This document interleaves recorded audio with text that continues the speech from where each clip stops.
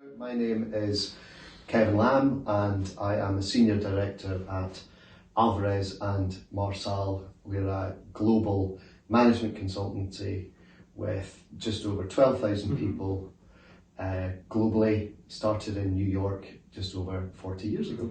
Thank you, very interesting. And why did you decide to study accounting at the University of Aberdeen?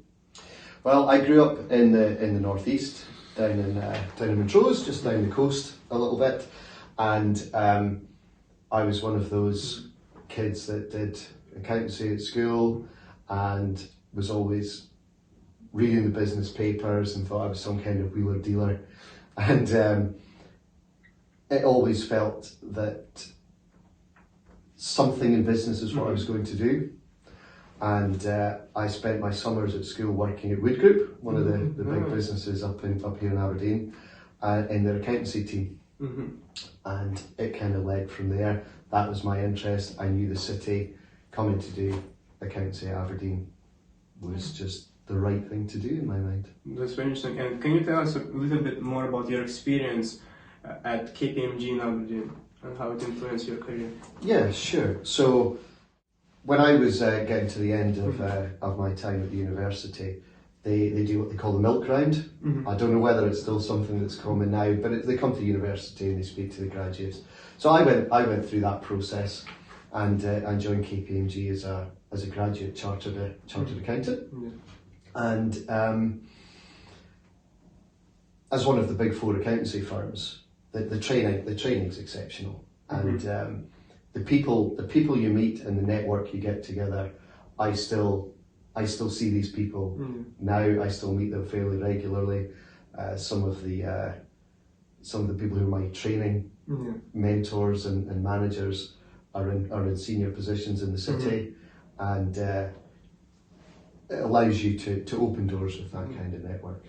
That's very interesting. And could you please tell us more about your time at Starbucks Coffee Company and how it broadened your understanding of corporate finance and operations? Yeah, sure. So it's an interesting move going to Starbucks. Not the kind of obvious one. Now, this was back in 2001. So I'd moved with KPMG in their audit team, within the audit department, down to London, to the London audit team, working in chemicals, pharmaceuticals and energy division down in London. And I found that the businesses I was working with in Aberdeen allowed you to really make a difference to the organisations you were working with, even in an audit capacity.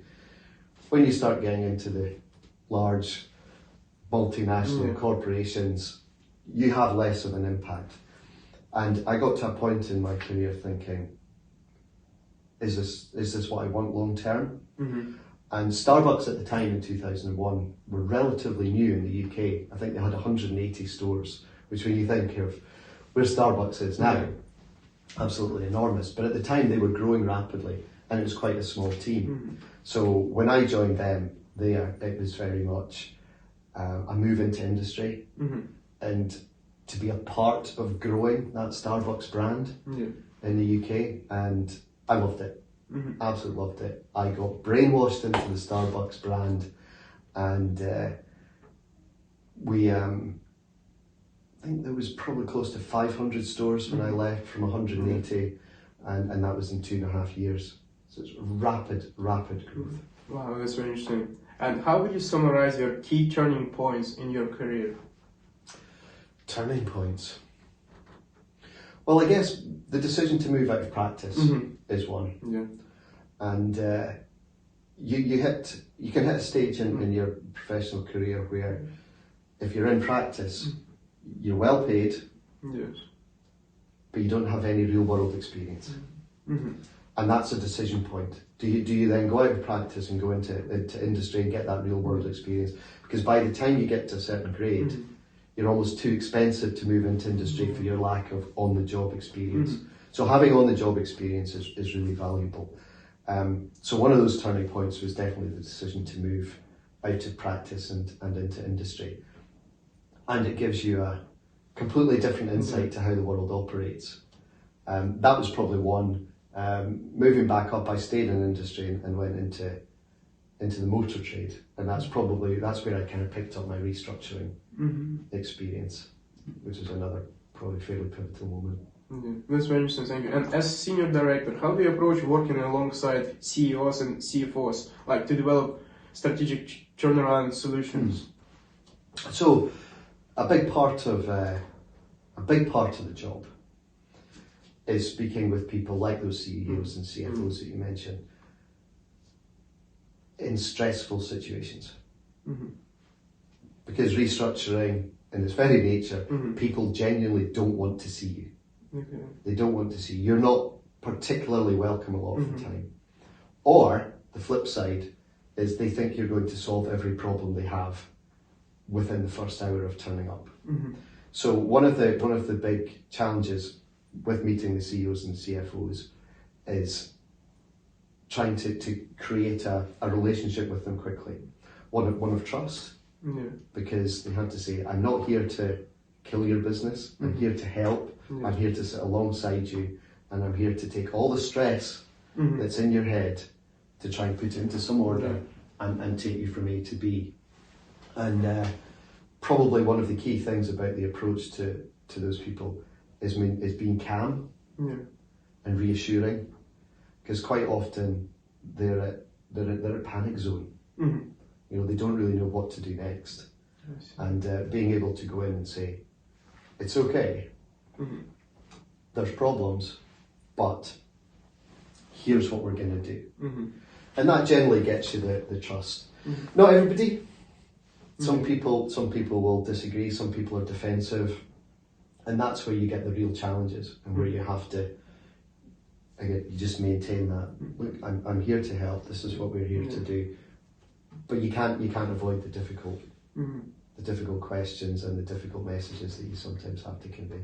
That's very interesting. So, you work with businesses facing significant challenges. Could you share an example of a particularly complex turnaround or restructuring project and how you navigated it? Okay. So when I left Starbucks, I moved into the motor trade, and I joined a multi-site, multi-franchise group. We were turning over probably in the region of about 190 million at the time. I joined as financial controller, so a nice move from where I was, and it was my move back up to Scotland. But the business was loss-making, but nobody really knew why it was loss-making. The overdraft facility or the overall banking facilities were getting higher and higher, and nobody really knew why. I got then asked by the bank to take the role of the finance director when they made a change. My job being, go and see what you can do with this. Now, I'd come from selling coffee in a global business that was very well funded to something different. So trying to work out what was going on was the first point. And that was looking back and understanding, getting really into the detail of what assets have I got, what liabilities have I got right now, and how has it led to where we are.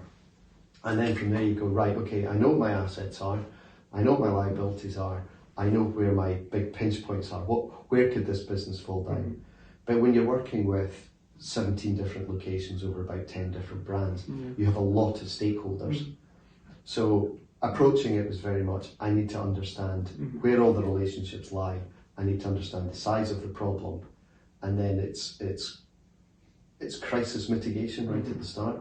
It's how do I manage that position to get the lenders comfortable that we weren't going to run out of money, which we did many times, but we had the support because we always had a plan.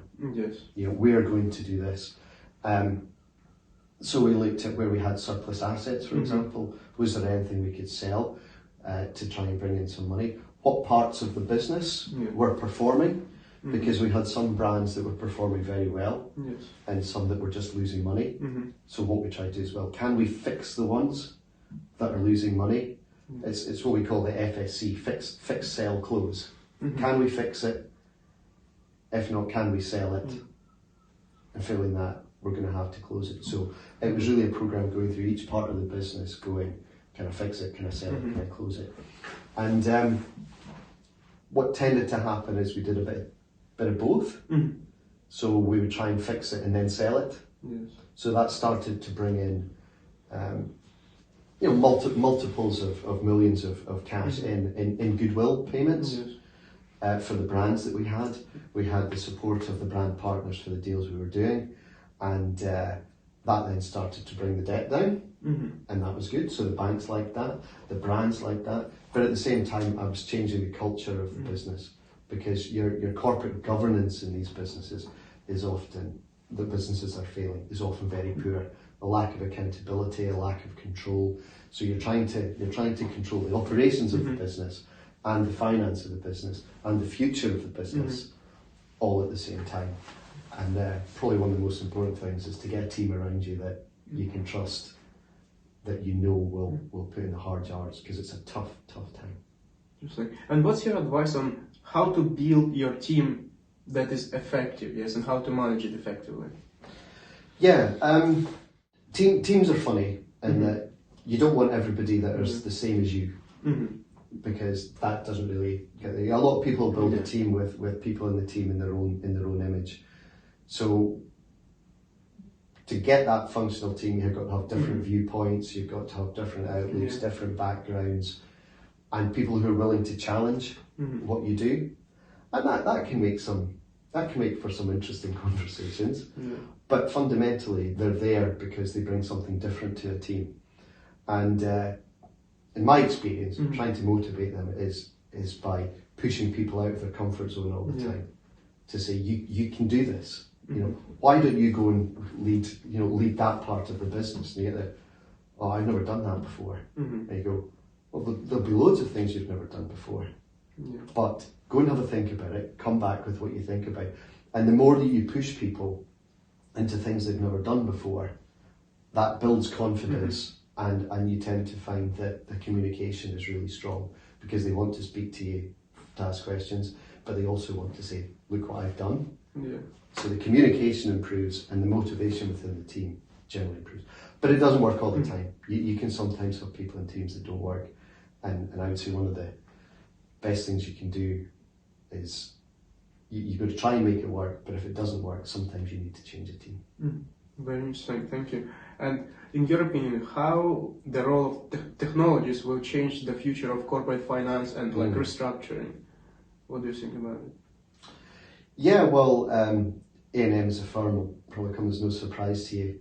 We're embracing AI in whatever forms it can in order to provide efficiencies in what we do.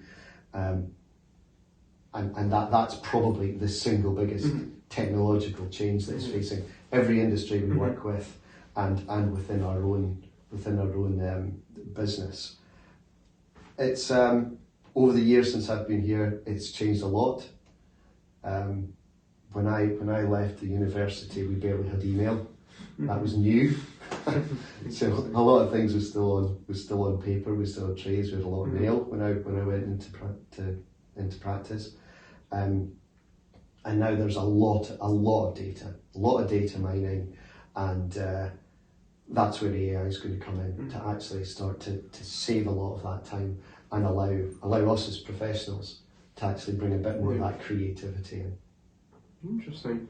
And the next question is, with the global economic facing uncertainty, yes, what's your advice? What do you offer to businesses aiming to strengthen their financial resilience?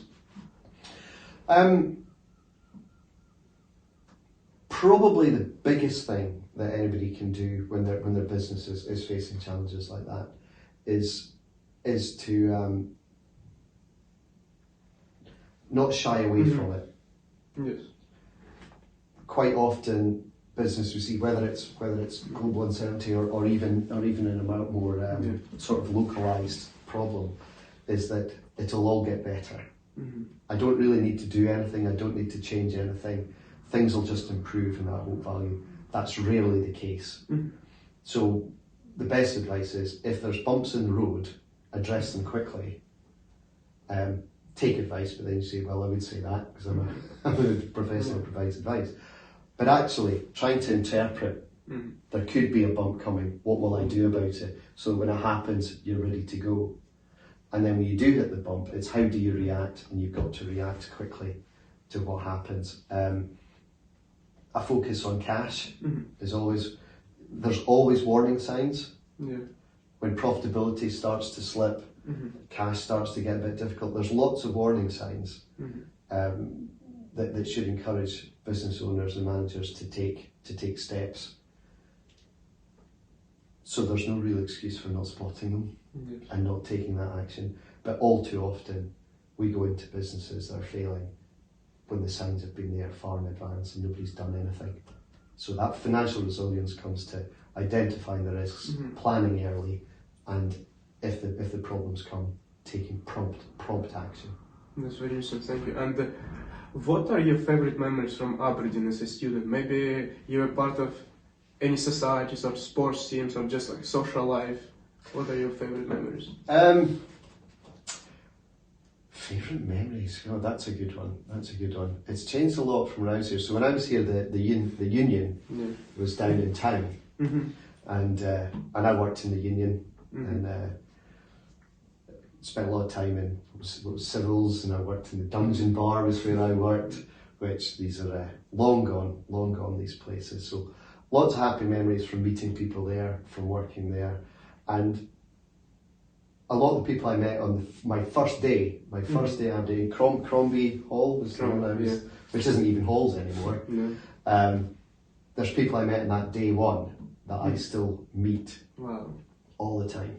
In fact, I'm seeing them in a couple of weeks. There's a crowd of us getting together in Edinburgh for a weekend. Nice. So I guess the memories are of that, and of being in the Eddie Wright building, sitting in a computer writing dissertations at 3 o'clock in the morning. That's probably the things that really spring to it. It's the people. It's the people you meet. Interesting. I think is probably what I remember most. Probably because I keep seeing them. Yeah, absolutely. Interesting. And what's your advice for like students aspiring to work in similar career as yours? Research it. There is a kind of accepted pathway for a lot of what we do, where you go in, you do a training contract with a firm, generally working in audit, you become a chartered accountant, and then you choose a specialism. There are lots of other routes open. That was probably the main route when I was doing it. There's lots of other routes open now. Many firms will take school leavers on as well, so not necessarily even graduates coming out. Like going into that, there's corporate finance, debt advisory. Audit is still a good place to start. But in terms of how do you thrive, start building your network as soon as possible. People who know who you are and trust who you are, so that you can go in, just get used to being in a room and speaking to people in senior positions that you don't know. And as soon as you get comfortable doing that, if you can network from as soon as when you go into a professional firm, you'll do well. Interesting. And are there any books or podcasts you would recommend for students? It might be career related or non-career related, maybe some like motivation or like just classic literature. All right. Well, you probably read different things at different parts of your career. I'm one of these people that picks up lots of management books from time to time, and they're sitting on a shelf, but I will refer to them from time to time. There's one just now. I can't remember what they call it now. I think the Art of Leadership, I think it's called. And How to Be a Leader, is it that one? I can't remember now what it's called. Great book anyway. But sometimes it'll come and hit you in your day-to-day job. They might be dealing with an individual, or might be implementing change, and you'll pick it up. I'll pick it up sometimes and just read a chapter on it. I'll do that from time to time. In corporate turnaround, there's a great book called Corporate Turnaround, which it's all the basics in there. It's an old book, but nothing really changes in terms of crisis management. The decline curve is sort of the first figure, and I have it in almost every presentation I do on that kind of stuff. So that's always really good. It'd be remiss of me not to say Business Accounting by Alan Sangster, of course, who's the professor that taught me and is still here, I think. But But read the press. Mm-hmm. Read the press. Read the press. Be, current affairs of what's going on, because the books are great, but as soon as they're printed, they're out of date. Mm-hmm. So you have to keep doing it. I don't listen to a lot of podcasts. Mm-hmm. I see. We should do more. Interesting. Too many. And the last question is, what advice would you give to your younger self? My younger self. My younger self. I don't know. It's I'm generally quite pleased with the way things have turned out. Probably keep more of an open mind of where the career might go. Mm-hmm. I went in with a very fixed, I'm going to do this, and then I'm going to go there, and then I'm going to this. And that changes. Mm-hmm. I got to that point at KPMG in London and thought, do you know what, I'm not sure I'm going to do this. So advice to my younger self, probably trust your instincts. Mm-hmm. If it feels right, it probably is. And if it doesn't work, it doesn't work, you've tried it. So probably take more risks. Yeah. As I say, the moves I've made have worked, but I agonised over them. Mm-hmm. Is it the right thing to do? I'm on this path at KPMG. Is it right to go out into industry? And when I took the leap, I thought about it a lot. Mm-hmm. And whereas I probably should have just trusted the gut a bit more and said, let's do that. And probably the other way, spend less time in the bob and mill and go to more lectures. That's a good advice. That is a good one.